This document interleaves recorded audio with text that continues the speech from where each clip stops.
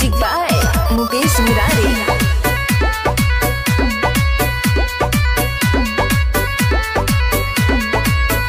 रोज रोज हो कटाटे हला घरवा हो, तोरा गम नइखे बड़ तू बहारवा हो। रउआ से कहतानी आज गाड़ी धरी, आज गाड़ी धरी, आज गाड़ी धरी। अलगे जरी चूल्हा अलगे जरी, रोज रोज कहतारे दीदी जरी चूल्हा अलगे जरी, अरे रोज रोज कहतारे दीदी जरी आगे अलगे बरी, अलगे बरी।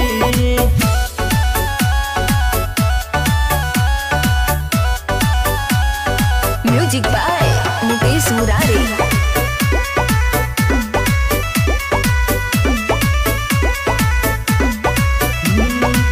तीन बेर खाना मांगेली बैठल बैठल, हमारा से बोले खाली ऐठल ऐठल, खाली ऐठल ऐठल, खाली ऐठल ऐठल।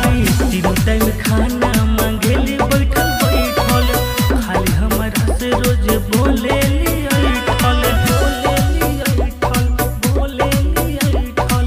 अलगे जरी चूल्हा अलगे जरी, रोज रोज देते बाड़े हमके गारी चूल्हा अलगे जरी, अलगे जरी। रोज रोज देते बाड़े हमके गारी चूल्हा अलगे जरी, अलगे जरी।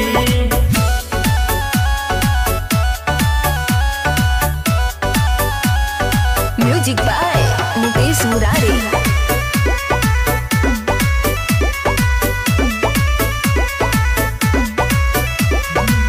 बीरी बीरी मुहवा को बड़ी बात बोलेली, अपन पतिया के नहीं